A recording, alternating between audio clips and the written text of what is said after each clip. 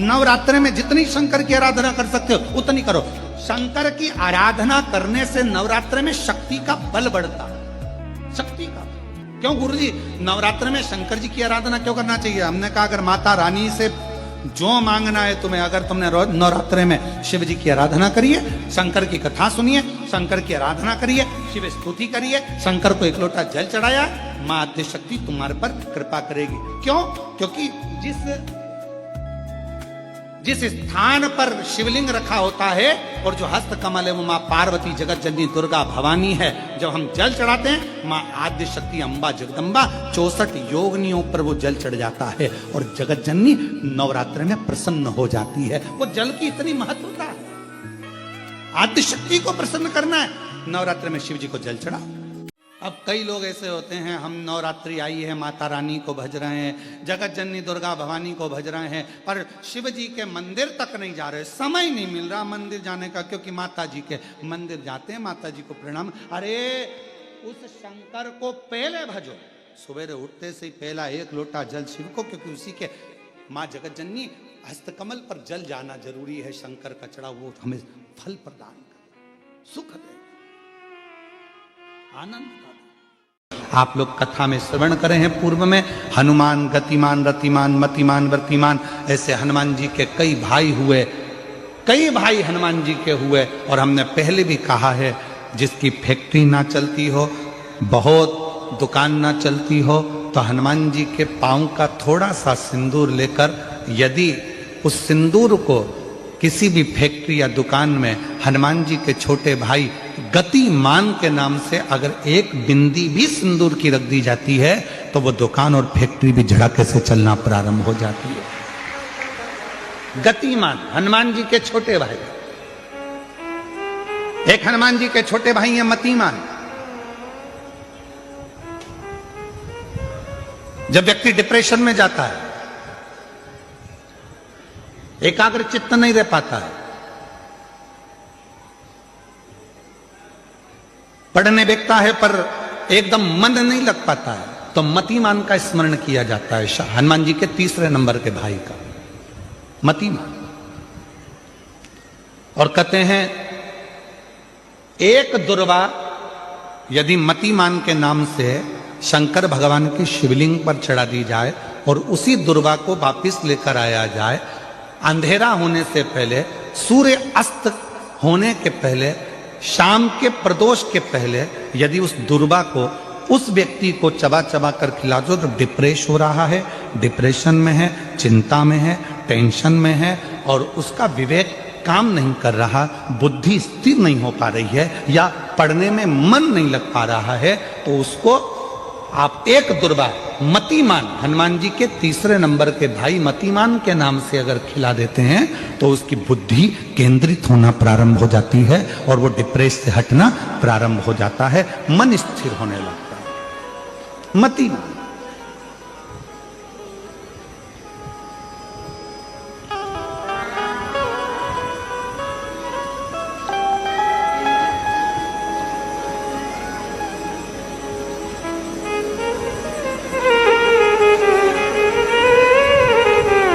और एक नाम आता है व्रतिमान। इसका प्रैक्टिकल तुम अभी यहीं से कर लेना, ठीक है?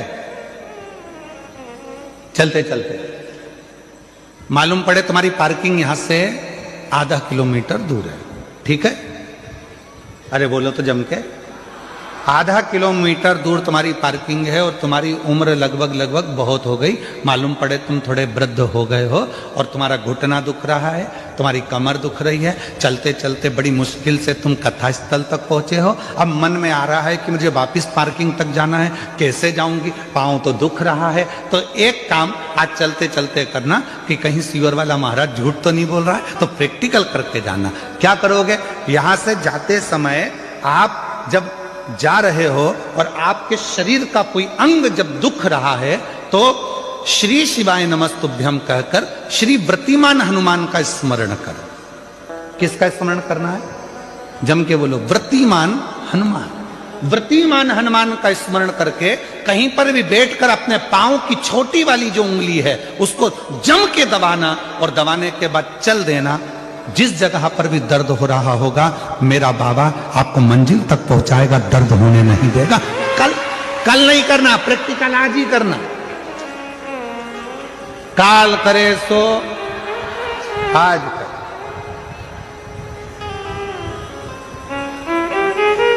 वृत्तिमान आज करेंगे गुरुजी, 3 महीने में फर्क दिखेगा। तुम तो आज की आज का बताओ ना कि आज की आज में फल कैसे मिले। तो बिल्कुल तैयारी में बैठो। जाते जाते वृत्तिमान हनुमान भगवान श्री शिवाय नमस्तुभ्यम का स्मरण कर कर एक ऊर्जा के साथ, ताजगी के साथ चलते जाओ।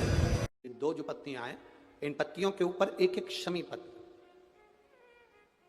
और लाल चंदन ये रखकर, कितना भी रोगीला व्यक्ति हो, रोग से ग्रसित व्यक्ति हो, जिंदगी में कितना ही दुख पड़ रहा हो, बेलपत्र की ये दोनों पत्ती जिसके ऊपर शमी पत्र रखकर, लाल चंदन रखकर, श्री हनुमान जी महाराज और हनुमान जी महाराज के तीसरे नंबर के भाई श्री गतिमान जी, नीचे के क्रम में आते हैं श्री गतिमान जी। उन गतिमान जी और हनुमान जी का नाम लेकर जो शिवलिंग के ऊपर समर्पित कर देता है, रोग का निवारण होता ही है। नंदीश्वर महादेव का स्मरण कर कर, जिसके कंठ में, गले में, शरीर में बड़ा रोग हो जाता है, बहुत बड़ा कोई रोग हो गया, जैसे सहज भाषा में कहें कोई बहुत बड़ी बीमारी, बहुत बड़ा रोग, बहुत बड़ी अगर बीमारी, बहुत बड़ा रोग शरीर में हो गया, कोई लीवर, कोई किडनी, कोई कैंसर जैसा भी रोग हो गया, तो शिव महापुराण की कथा कहती है, एक दुर्वा, कितनी दुर्वा? एक दुर्वा, एक दुर्वा, एक बेलपत्र नंदीश्वर महादेव के नाम से शंकर जी को समर्पित कर दो। पहले दुर्वा चढ़ा दो। जैसे आपके पास में दुर्वा हो तो पहले शिवलिंग पर दुर्वा चढ़ाओ, और दुर्वा चढ़ाने के बाद में फिर बेलपत्र समर्पित करो, और समर्पित करने के बाद में धीरे धीरे देवाधिदेव महादेव पर जल का पात्र से, तांबे के कलश से धीरे धीरे शिव जी को जल समर्पित करो। धीरे धीरे भगवान शंकर को फिर जल समर्पित करना प्रारंभ करो। जब आप धीरे धीरे जल चढ़ाना प्रारंभ करेंगे, जल चढ़ाएंगे, धीरे धीरे जल चढ़ाकर उसको दुर्वा बेलपत्र जो चढ़ाई है उसके ऊपर से चढ़े हुए जल को आप लेकर आएंगे। नंदीश्वर शिव जी का नाम लेकर, नंदीश्वर महादेव का नाम लेकर उस जल को किडनी, लीवर, कैंसर जैसे बड़े बड़े रोग जिसके शरीर में हो गए हों, उसको मात्र आधे से आधा चम्मच जल भी रोज प्रतिदिन दुर्वा बेलपत्र चढ़ाने के बाद जो चढ़ाया गया जल है उसको लाकर पिलाएंगे। धीरे धीरे बाबा नंदीश्वर का नाम लेकर चढ़ाएंगे तो आराम लगना प्रारंभ हो जाएगा। नंदीश्वर महा, एक बेलपत्र में इतना बल होता है कि 64 योगनियां, 33 कोटि देवताओं की धर्म पत्नियां, देवियां, 64 योगनियां, देवियां, सारी सिद्धियां, निधियां, सब बेलपत्र के इस पत्ते के, दोनों पत्ते और पत्ते के बीच में जो डंडी होती है, जो बची हुई जगह होती है, सारी निधि, सारी सिद्धि और सारी देवियों का स्थान होता है। जब हम एक बेलपत्र को दिल से अपनी कामना कर कर देवाधिदेव महादेव को, ये शिवलिंग जलाधारी, ये जल बहता है, तो बेलपत्र समर्पित करते हैं दक्षिण में बैठकर जब दंडी का मुख उत्तर की ओर कर कर बेलपत्र अपने मन से कामना कर कर शिवलिंग पर समर्पित करते हैं, तो ऐसी कोई कामना नहीं जो मेरा महादेव पूरी ना करता। ध्यान दीजिएगा, पंचमुखी हनुमान का एक स्मरण, पंचमुखी हनुमान का एक भाव। महाराज जैसे बहुत ज्यादा तकलीफ अगर व्यक्ति को हो गई है, बहुत कष्टमय जीवन चल रहा है, हार गए हर जगह से और तकलीफमय जीवन चल रहा है, तो पंचमुखी हनुमान का एक शिव महापुराण का और स्कंद पुराण का एक बड़ा सुंदर मंत्र है। उस मंत्र को आप सब एक बार हमारे साथ में बोलें। ओम नमो हनुमते रुद्र अवताराय सर्व शत्रु संहारणाय, सर्व रोग हराय, सर्व वशीकरणाय, रामदूताय स्वाहा। बस इस मंत्र को हाथ में काली तिल लेकर, एक जौ लेकर और गूगल लेकर, थोड़ा सा उसमें गाय का घी डालकर, कंडे को या अग्नि को जलाकर इस मंत्र का 11 बार 21 बार जाप कर कर अपनी कामना कर कर छोड़ दीजिए। कैसा भी रोग हो, बीमारी हो, कष्ट हो, दुख हो, तकलीफ हो, 21 दिन के अंदर वो आनंद आना प्रारंभ कर देता है। इस मंत्र, स्कंद पुराण का, शिव महापुराण का ये मंत्र मूल पंचमुखी हनुमान सुख देंगे। और एक और चीज याद रखिए हमारा, यदि कोई काम के लिए जा रहे हो, कोई व्यापार के लिए जा रहे हो या नौकरी करने के लिए जा रहे हो और लगी नहीं रही, बहुत तकलीफ पा रहे हो, सर्विस ही नहीं लग रही, बहुत कष्टमय हो गया, तो निवेदन करूंगा 5 पीपल के पत्ते पर बेसन के 5 लड्डू घर में बने हुए, गाय के घी के 5 लड्डू रख लो। उस लड्डू के बीचों बीच एक आटे का दिया और उसमें तिल्ली का तेल डालकर इसी मंत्र का प्रयोग कर कर पंचमुखी हनुमान का किसी भी हनुमान के मंदिर में जाकर, दक्षिण मुखी हनुमान के मंदिर में जाकर उसको रख कर आ जाइए। इसके बाद आप उस काम के लिए जाइए, आपका काम सफल हो जाएगा। आपको किसी को नहीं कहना पड़ेगा कि हाथ जोड़ना नहीं पड़ेंगे, किसी के पांव नहीं पड़ना पड़ेंगे, तुरंत काम होगा। बस इस मंत्र का स्मरण कर कर पंचमुखी हनुमान का भूतेश्वर जो मंत्र है वो सुख देने वाला।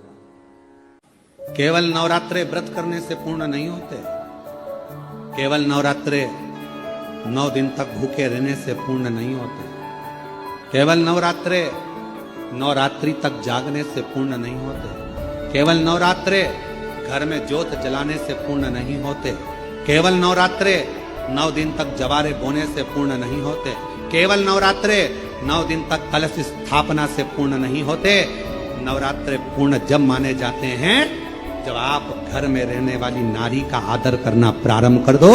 प्रत्येक कन्या में, प्रत्येक बच्ची में तुम्हें मां जगत जननी का स्वरूप नजर आने लगे और आप स्त्री को सम्मान देने लगे, आदर करने लगे, तो समझना कि नवरात्रे सिद्ध हो गए, नवरात्रे में आपकी साधना सिद्ध हो गई।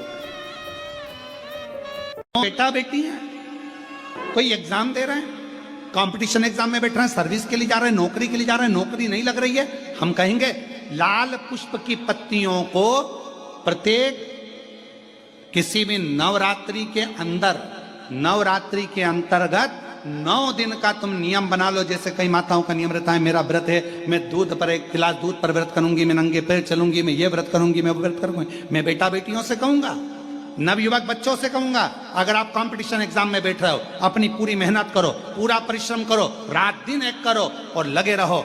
और 9 दिन तक नवरात्रि में 9 लाल फूल की 9 पंखड़ियां या 9 कोई भी चावल लाल कलर में कर कर, कुंकू में कर कर, अगर माँ जगत जननी के मंदिर में नहीं जा सकते, माँ भीड़ रहे, तो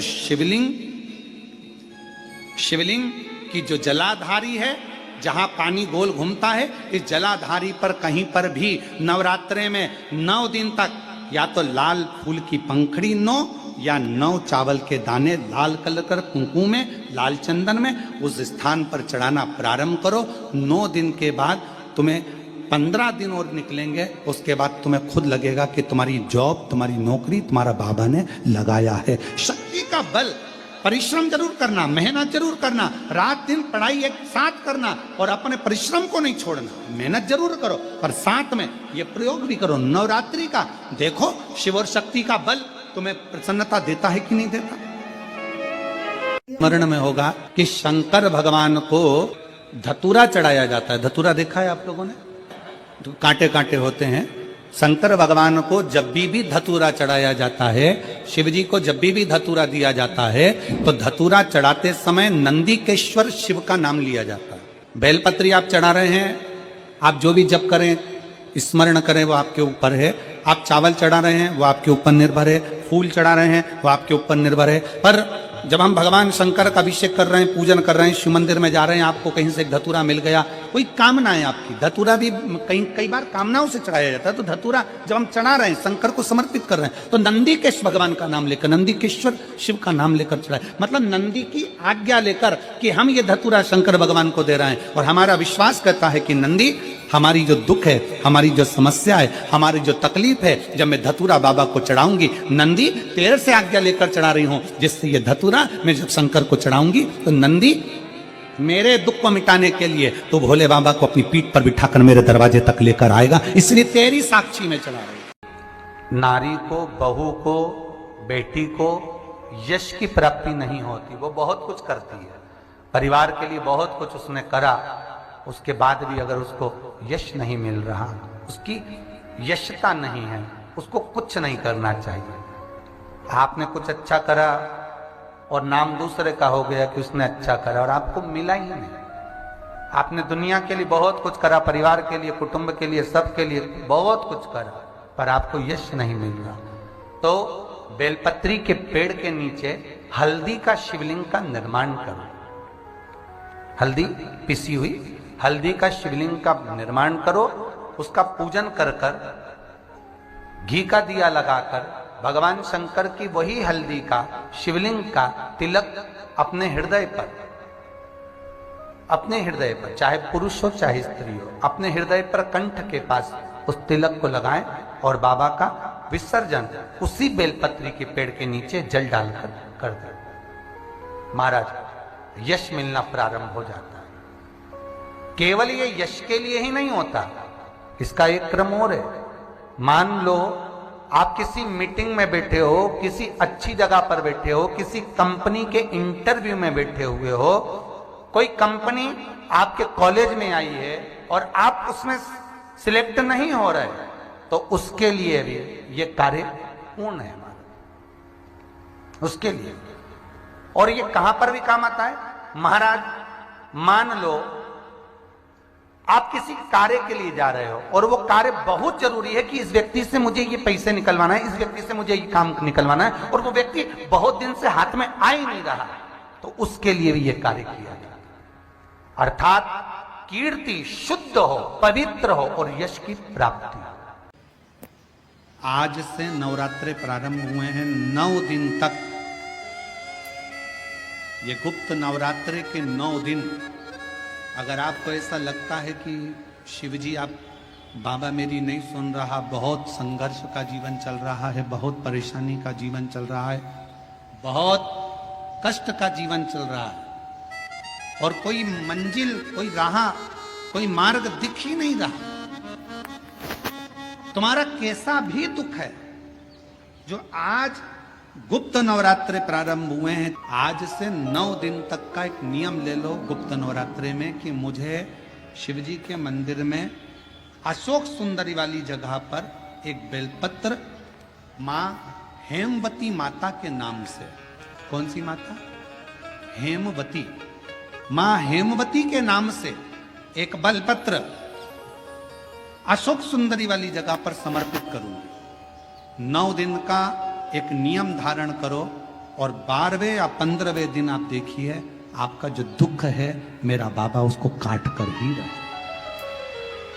गुप्त नवरात्रे जो आज से प्रारंभ हुए हैं, गुप्त नवरात्रे जो आषाढ़ महीने का ये गुप्त नवरात्रा है, इस नवरात्रे में हेमवती माता का स्मरण करना, एक बेलपत्र का पूजन करना, या एक बेलपत्र के वृक्ष के नीचे आप 9 दिन तक भी, अगर मंदिर तक भी नहीं जा सकते, मंदिर में आप बेलपत्र रखने नहीं जा सकते, तो आपके घर के आंगन में, द्वारे पर, बगीचे में, आपके घर के पास अगर कोई बेलपत्र का पौधा है, वृक्ष है, उस बेलपत्र के वृक्ष के सामने एक बेलपत्र का पत्ता रखकर भी अगर आप उस पर जल चढ़ा रहे हैं या पूजन कर रहे हैं हेमवती माता के नाम से, तो उसका फल आपको मिलेगा। और मान लो बेलपत्र का वृक्ष भी नहीं है, हम मंदिर भी नहीं जा सकते, हम कहीं नहीं जा सकते, घर से बाहर कैसे निकलें, पानी तेज है, जलवृष्टि हो रही है, बहुत सा पानी है, तो क्या करें? अपने घर में जो शिवलिंग है, तुम्हारे घर में अगर जो शिवलिंग है, तुम्हारे घर में जो शिवलिंग विराजमान है, उसी शिवलिंग के साक्षी में, सम्मुख में भी अगर हेमवती माता का नाम लेकर अगर एक बेलपत्र समर्पित करोगे 9 दिवस तक, तो उसका फल मिलेगा जरूर, उसका फल मिलेगा। फिर से बोलो, कौन माता? हेमवती। महाराज, आज भी नियम है, अगर किसी लड़का लड़की का शादी होने के बाद अगर तलाक हो रहा है,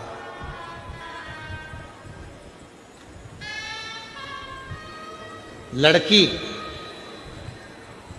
और लड़के का यदि तलाक हो रहा है और दोनों का अगर कहीं ना कहीं थोड़ा बहुत भी स्नेह है, और उसमें से अगर 2 में से कोई एक ने भी ठान लिया कि मुझे तलाक नहीं चाहिए, मेरी धर्मपत्नी के साथ मुझे रहना है, या पत्नी ने ठान लिया कि मुझे मेरे पति के साथ रहना है, मुझे तलाक नहीं चाहिए, और पति तलाक लेना चाहता है किसी परिस्त्री के चक्कर में, किसी दूसरे के कहने पर, परिवार के कहने पर, या लड़की तलाक लेना चाहती है किसी दूसरे के चक्कर में, किसी परिवार के कहने पर या किसी अन्य व्यक्ति के कहने पर, और वो नहीं चाहता कि तलाक हो, लड़की नहीं चाहती कि तलाक हो, तो आज भी एक नियम है महाराज जी, आप अगर कर कर देखेंगे, आपके अगर कोई परिचित में अगर किसी का तलाक हो रहा है, छूट रहा है, संबंध खत्म हो रहा है, तो आज भी महाराज श्री हरि और हर इन दोनों का साझा कर कर यदि नंदी से लेकर भगवान शंकर के शिवलिंग तक, नंदी से लेकर भगवान शंकर के शिवलिंग तक एक मौली, मौली को आप लोग क्या कहते हैं गुजरात में? वो मौली जो हाथ में बांधते हैं उसको क्या बोलते हैं गुजरात में? नाड़ा, लच्छा, मौली, जो लाल पीला धागा होता है ना जिसको हाथ में बांधते हैं पूजन के टाइम पर, तो वो लच्छा, वो नाड़ा, वो मौली जो है वो जो बांधने वाला है। नंदी का जो एक चरण खड़ा हुआ है, बाकी का चरण एक आगे का नीचे दबा हुआ है, पीछे का चरण भी दबा है, पर एक नंदी का चरण ऊपर है। उस चरण से लेकर भगवान शंकर के शिवलिंग तक एक सूत्र को बांधा जाए, और उस सूत्र को 7 जगह पर बेलपत्र रखकर उठा लिया जाए, और उठाने के बाद में किसी भी बेलपत्र के वृक्ष के नीचे वो 7 बेलपत्र समर्पित कर कर वो धागा लेकर 7 परिक्रमा अगर बेलपत्र की करी जाए, और जिससे संबंध टूट रहा है उसी से वापिस प्रेम बढ़ाया जाए, तो वो स्मरण कर कर अगर 7 परिक्रमा उस धागे के साथ में कर कर हाथ में अगर बांधा जाए, तो कितना भी दम लगा ले कोई व्यक्ति तलाक हो ही नहीं सकता। स्नेह बढ़ेगा ही, प्रेम बढ़ेगा ही, वो टूट नहीं सकता, उसको तोड़ा नहीं जा सकता। पर उसमें एक काम आपका भी चाहिए, आपकी वात्सल्यता, आपका प्रेम, आपकी करुणा और आपकी अच्छी सोच, अच्छे विचार, ये सब तो होगा, और साथ में अच्छे विचार होंगे, अच्छी सोच होगी, अच्छी करुणा होगी, अच्छी वात्सल्यता होगी, अच्छा स्नेह होगा, अच्छा प्रेम होगा, अच्छा मन होगा, तो ही तो सब श्रेष्ठ होगा, तभी तो श्रेष्ठ होगा। स्नेह को बढ़ाए, प्रेम को बढ़ाए। शिव कथा कह रहे हैं, आप लोगों को मालूम है कि नहीं मालूम वो हमको नहीं पता, पर जब किसी शिवलिंग की प्राण प्रतिष्ठा होती है और सामने जो नंदी बैठता है, उस नंदी से शिवलिंग तक एक सूत्र जमीन के अंदर दबाया जाता है, जिसको सोमसूत्र भी कहते हैं। एक सोने का तार, चांदी का तार या तांबे का तार या पीतल का तार नंदी से लेकर शंकर भगवान के शिवलिंग तक, उसको स्थापना के समय पर भूमि में उसको दबा दिया जाता है, शिव से नंदी तक के बीच, शिव नंदी। कई लोग पूछते हैं गुरुजी इस तार का इतना महत्व क्यों होता है, क्या कारण होता है कि इस तार को दबाया जाता है, इस सोम सूत्र को लगाया जाता है?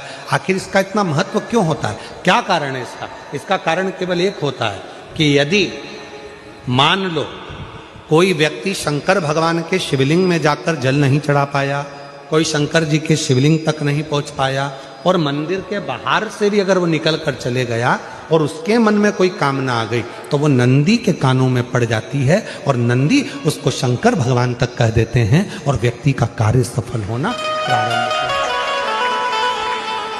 सूत्र की इतनी प्रधानता, सूत्र की इतनी महत्व।